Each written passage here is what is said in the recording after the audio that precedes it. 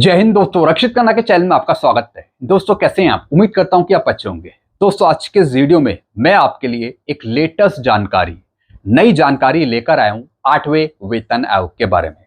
आज लोकसभा में सरकार से 8 सीपीसी पर कुछ सवाल पूछे गए और दोस्तों ये सवाल पूछने वाले थे सांसद डॉक्टर मन्ना लाल रावत जी और जवाब दिया वही वित्त राज्य मंत्री पंकज चौधरी जी ने। और दोस्तों ये सवाल पूछे गए आज ही की तारीख में 10 अगस्त 2026 को, और वो भी लोकसभा में। लगातार विपक्ष या फिर सांसद ये जानने की कोशिश कर रहे हैं सरकार से कि सरकार 8 सीपीसी का एक्चुअल फायदा पेंशनर्स को, कर्मचारी को कब तक दे देगी। जो सरकार ने टाइम दिया है वेतन आयोग को, तो वेतन आयोग कब तक अपनी रिपोर्ट जमा कर देगा सरकार को 8 सीपीसी की, ताकि बाद में सरकार फिर उसे अप्रूव कर सके। जी हां दोस्तों, तो दोस्तों आज की तारीख में लोकसभा में कुछ प्रश्न पूछे गए 8 सीपीसी से संबंधित, जैसे कि दोस्तों आप पीछे बोर्ड पे देख रहे हैं। अब क्या प्रश्न पूछे गए और क्या जवाब दिया गया वित्त राज्य मंत्री पंकज चौधरी जी के द्वारा, उसकी जानकारी मैं आपको देने वाला हूं। तो दोस्तों इस वीडियो को आप शुरू से लेकर आखिरी तक देखेगा। हम ये जानेंगे कि सरकार ताजा जवाब, लेटेस्ट अपडेट क्या देती है 8 सीपीसी पर, क्या बता रही है। सारी जानकारी समझने से पहले एक छोटी सी अपील मैं आपसे करूंगा, और अपील है चैनल सब्सक्राइब की। देखने में आया पेंशनर्स कर्मचारी वीडियो तो देख रहे हैं, लेकिन शायद चैनल को सब्सक्राइब करना भूल गए हैं। ऐसे कितने हैं? 30%, और कितनों ने की है? 69%।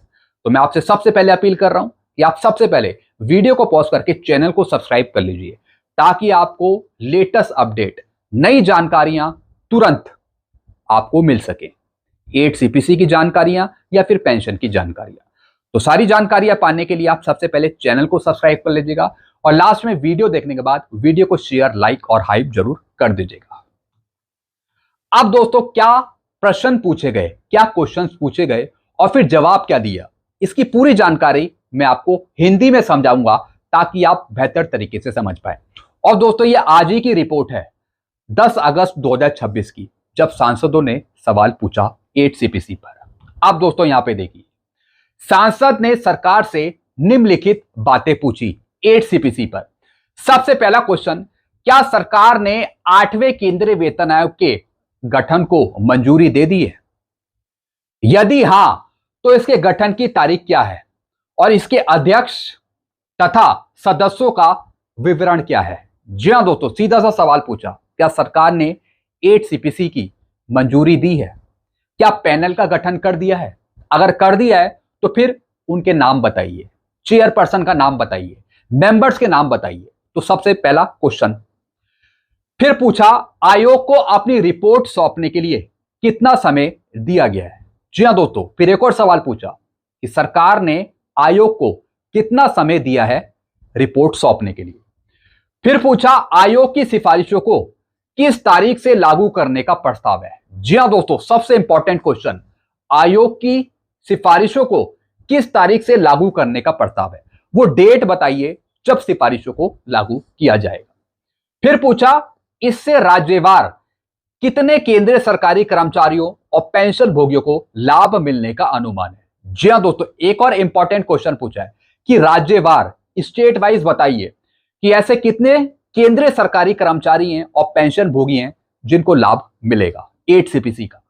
फिर पूछा, वेतन संशोधन, पे रिवीजन, महंगाई भत्ता, डीए, अन्य भत्ते, पेंशन, पारिवारिक पेंशन और सेवा शर्तों से जुड़े नियम व शर्तें क्या हैं, इसके भी टर्म ऑफ रेफरेंस बताइए। पेंशन पे, पारिवारिक पेंशन पे, अन्य भत्तों पर, महंगाई भत्ते पे, वेतन संशोधन पे। फिर यह सवाल पूछा। फिर लास्ट पूछा, क्या सरकार कर्मचारियों और पेंशन भोगियों के हित में अतिरिक्त कल्याणकारी प्रावधानों पर विचार कर रही है? इसके अलावा क्या सरकार कर्मचारियों और पेंशन भोगियों के हित में अतिरिक्त कल्याणकारी प्रावधानों पर कोई विचार कर रही है देने के लिए? एक तो यह सवाल पूछा।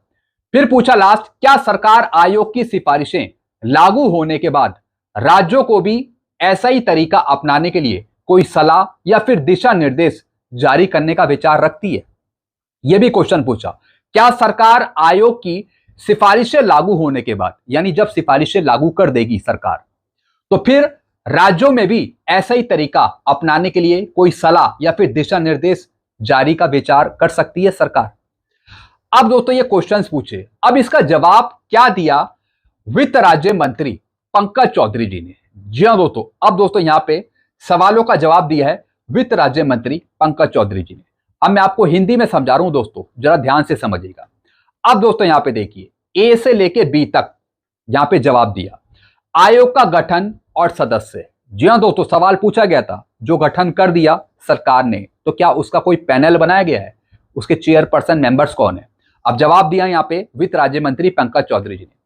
सरकार ने 3/11/2025 को एक प्रस्ताव के जरिए 8वें केंद्रीय वेतन आयोग का गठन कर दिया।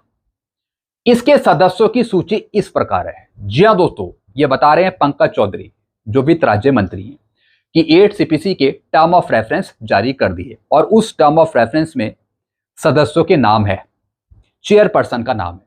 अध्यक्ष श्रीमती जस्टिस रंजना प्रकाश देसाई जी, सदस्य हैं अंशकालिक मेंबर हैं प्रोफेसर पुलक घोष जी, सदस्य सचिव है मेंबर सेक्रेटरी है श्री पंकज जैन जी। फिर दोस्तों जवाब दिया क्वेश्चन नंबर सी का, रिपोर्ट सौंपने की समय सीमा पे। आयोग को अपने गठन की तारीख यानी 3/11/2025 से 18 महीने के भीतर अपनी सिफारिशें सौंपनी होंगी। जी हां दोस्तों, पंकज चौधरी जी ने बताया कि सरकार ने वेतन आयोग को 18 महीने का समय दिया है और वो 18 महीने शुरू हुए हैं जब से 8 सीपीसी के टर्म ऑफ रेफरेंस जारी करे हैं सरकार ने, यानी कि 3/11/2025 से वो टाइम शुरू हो चुका है 18 महीने का। फिर दोस्तों जो और क्वेश्चंस थे जैसे क्वेश्चन नंबर डी, जी और एच, अब उसका जवाब दिया लागू होने की तारीख और अन्य नीतियों के बारे में। 8वें केंद्रीय वेतन आयोग ने अभी तक सरकार को अपनी सिफारिशें नहीं सौंपी है, इसलिए इन पर अभी विचार या फिर तारीख तय नहीं करी गई है। जी हां दोस्तों, सिफारिशों की तारीख के बारे में क्वेश्चंस पूछा गया था कि सिफारिशें थी वो कब से लागू हो जाएंगी। फिर पूछा गया था पेंशन, वेतन, अन्य भत्तों से संबंधित क्या सरकार कोई प्लानिंग कर रही है एक्स्ट्रा बेनिफिट देने के लिए। तो दोस्तों यहां पे सरकार ने बता दिया, वित्त राज्य मंत्री पंकज चौधरी ने बताया कि 8वें केंद्रीय वेतन आयोग ने अभी तक सरकार को अपनी सिफारिशें नहीं सौंपी हैं, इस वजह से अभी इस पर कोई विचार नहीं किया जा रहा और ना ही अभी कोई तारीख तय है, ऐसा जवाब इन्होंने दे दिया। फिर दोस्तों जवाब दिया लाभार्थियों की अनुमानित संख्या के बारे में। सवाल पूछा गया था कि राज्यवार ऐसे कितने केंद्रीय कर्मचारी हैं, पेंशनर्स हैं जिनको फायदा मिलेगा 8 सीपीसी का।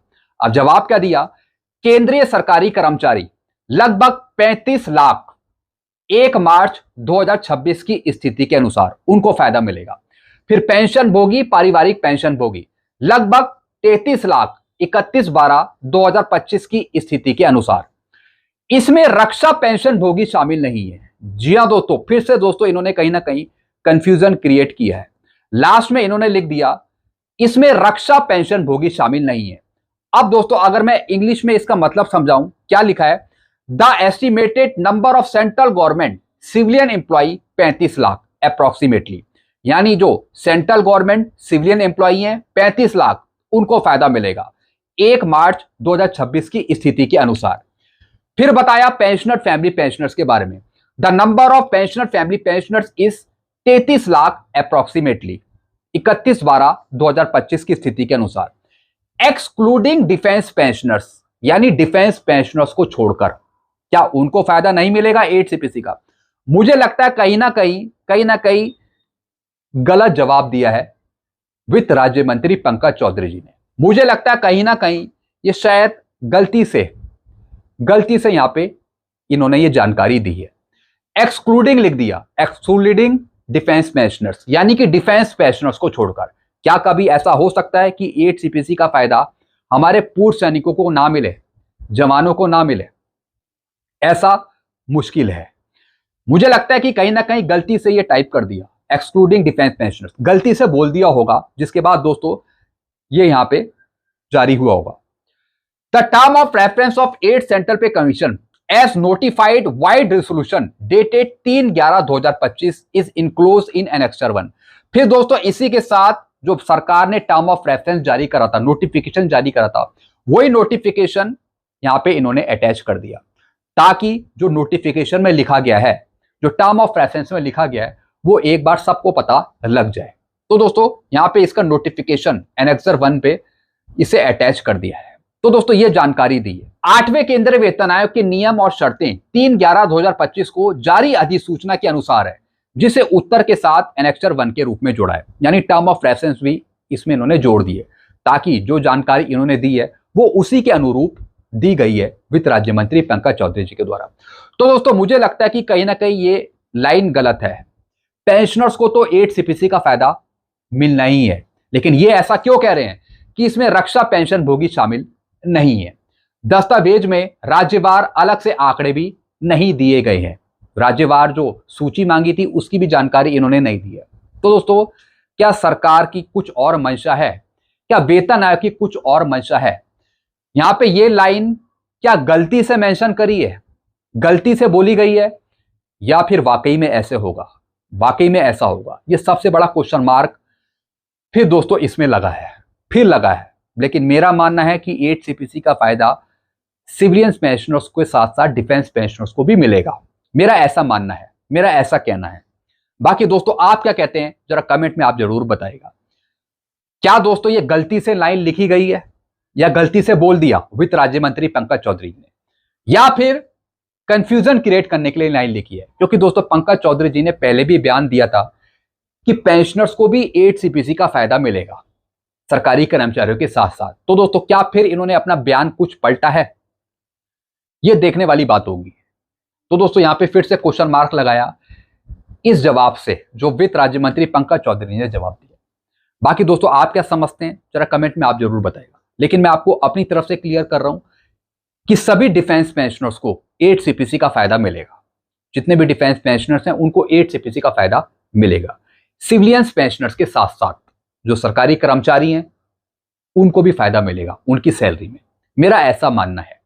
बाकी आप क्या कहते हैं कमेंट में जरूर आप बताइएगा। तो दोस्तों ये कुछ जानकारियां थी जो मैंने आपको दी हैं। आई होप ज्यादा जानकारी आप समझ गए होंगे। कुछ पूछना हो तो आप नीचे कमेंट कर सकते हैं। Thank you so much.